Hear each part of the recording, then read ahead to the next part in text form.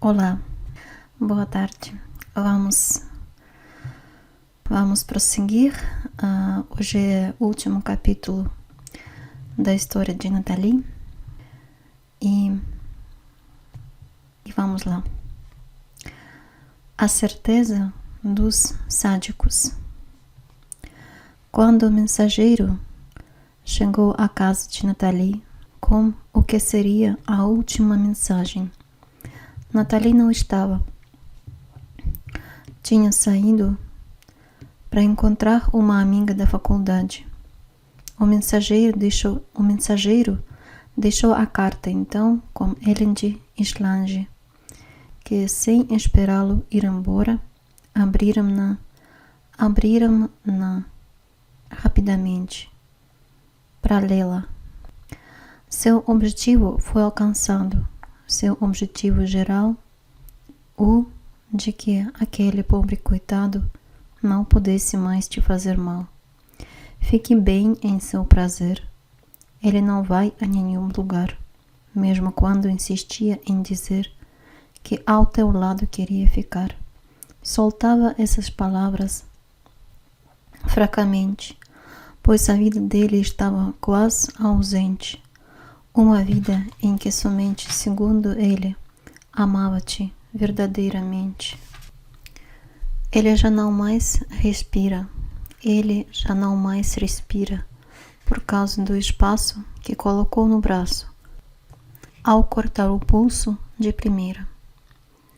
Naquele exato instante, eles tiveram a certeza de que Nathalie se transformaria igualmente a eles. Ellen sorria muito e estava abundantemente orgulhoso ao ver que Nathalie conseguiu resolver facilmente aquele pequeno problema. Islange não se segurava de felicidade, pois agora sabia que não teria mais ninguém para perturbá-los. Quando Nathalie chegou à casa, foi a maior festa. Abriram o vinho mais caro que tinham.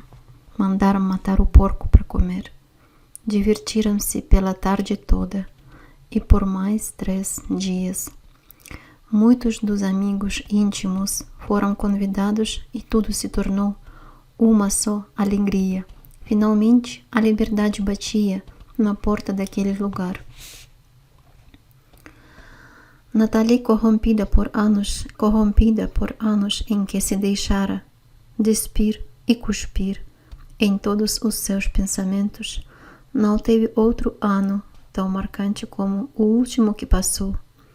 Um ano intensificado de privações, cheio de aparências alegremente frívolas e realidades melancólicas.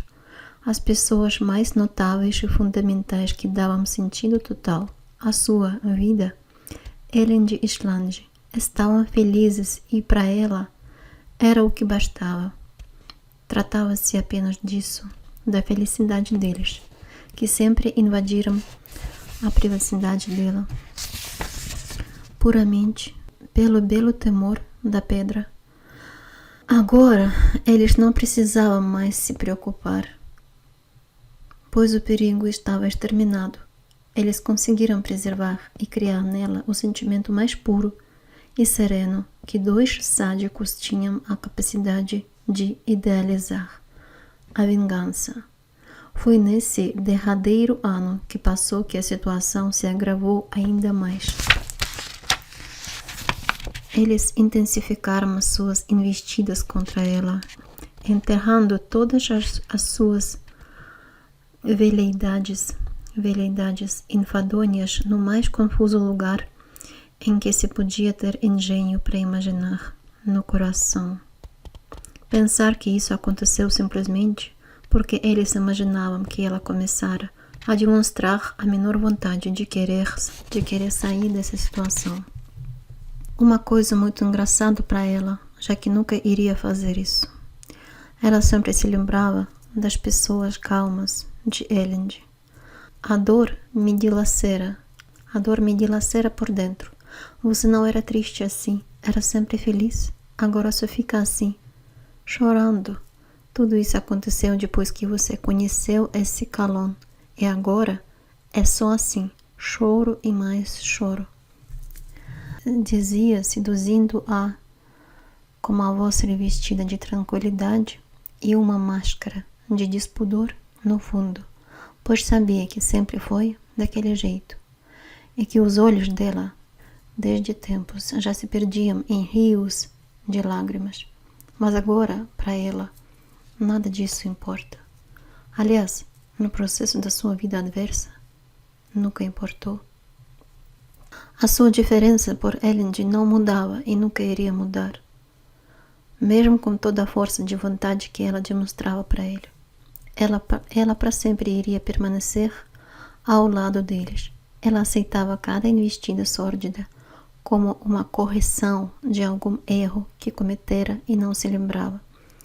Silenciava-se e o seu silêncio para ele era como um desejo de querer mais, fazendo com que ele se sentisse pudico, como um rio transbordando para levar vida à mata seca. Intensificando mais suas ações, sabia que o prazer dela deveria ser dominado, pois seu objetivo não era o de lhe proporcionar prazer, mas sim o de demonstrar a obrigação que ela tinha com ele. Educá-la para as dificuldades que surgissem, como no caso de Kalon, era o seu ato imprescindível. O que estás a dizer? Vai nos deixar por esse aí? Eu compreendo você muito mais do que ele, e você sabe que não pode fazer isso. Pronunciava essas palavras aos gritos, com todo um aparato teatral para sensibilizá-la. Em uma intransigente aleivosia, ela permanecia com seus pensamentos inertes. Não tinha mais forças para sequer pensar em algum desejo próprio. E isso fez com que eles, após anos de sadismo psíquico aplicados nela, se detivessem nesse dia tão especial e pensassem em não existir mais dúvidas quanto à necessidade inconsciente dela continuar a receber deles a sua punição merecida. Passados os 3 dias de comemoração, eles chegaram à conclusão de que realmente o desejo dela era de que não parassem de doutriná-la nem por um dia. Assim, eles não perderam mais tempo em atender sua vontade. Voltaram-se então para ela com todas as suas sagacidades chulas e deram continuidade ao desejo inquestionável de Nathalie. Realizar-se na vida apenas quando suporta apenas deles, todas as formas possíveis de transgressões mentais. Em nome de uma bela educação para seguir a vida e estar preparada para o que der e vier.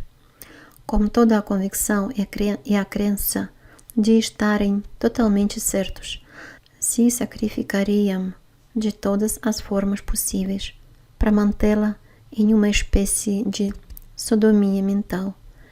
Ensinar-lhe-iam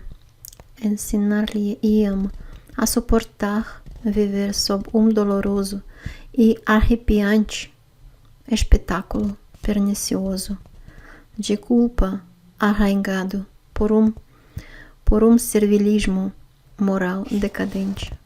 Mas o que explica essa ação de Elendil, sem ter alguma exaltação ou aversão a ela, ou qualquer coisa que explicasse o fato, ele confiava nela apenas para demonstrar para si mesmo a sua capacidade em atender seu vasto prazer de tê-la obediente a ele. Uma acardíaco agiota que crê nas pessoas apenas por acreditar que elas precisam muito dele para atender suas vontades íntimas. Ele não tem em sua natureza outra perspectiva, a não ser a de se vincular às pessoas que lhe trouxerem apenas essa crença. Dissimulado e o mais sórdido daquele lugar, com os ouvidos adversos aos dela, apenas a mantinha por um objetivo exato. O objetivo-benefício que viu nela era o do que ele mais precisava, o de poder derramar fartamente sobre cada ferida dela, aberta por ele mesmo, toda a sua devassidão, a qual de tanto excesso já estava saindo por seus poros. Com total despudor, ele sabia que necessitava de um escape, uma caixa de gordura. Ele não se continha em lhe dirigir todos os insucessos de suas vidas e seus mais lapidados rancores baixos. Ela, com toda a sua subordinação, o amava, suportando tudo e chamando-o de pai. E as outras pessoas, a que ela também se subordinava, abrindo mão de toda a sua vontade de viver, Nathalie os chamava de família. Na verdadeira vontade dos atos daqueles familiares sádicos, eles deixavam bem dissimulados as necessidades de atenderem a seus prazeres, os quais, de longe, a dor máxima de Nathalie poderia lhes trazer. Conformada no quietismo de desespero, por não querer outra opção, Nathalie existe apenas por existir no mais miserável conjunto de pessoas.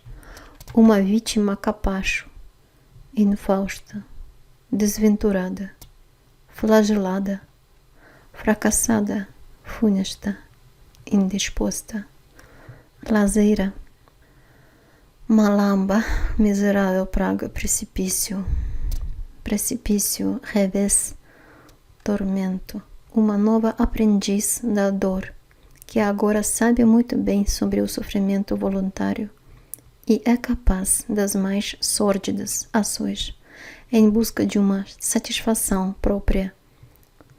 E ela teria outra opção? Ninguém, apenas ela é uma pessoa graciosa a ponto de conseguir superar as outras gerações. Nathalie aprendeu com seus progenitores a ser uma transgressora infinita do outro e aprimorou essa técnica. E agora o outro é visto por ela apenas como um incipiente objeto a ser manipulado para depois ser colocado em seu cárcere. O cárcere de Nathalie.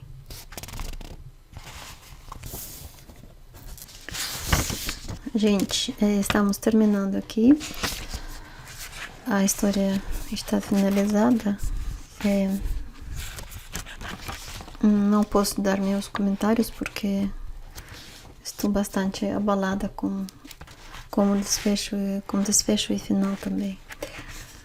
Queria comentar que o próximo livro será do autor, escritor e poeta russo Alexander Pushkin.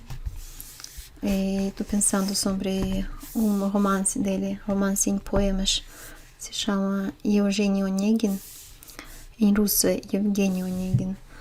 Esse romance está escrito em poemas, mas é única tradução que eu encontrei está realizada em prosa, por isso eu estou pensando fazer a leitura dupla, ler o original e que será em poema, né? E a leitura de prosa já é traduzida para português. Se você gostou da leitura de hoje, não esqueça de curtir. Até a próxima e tchau.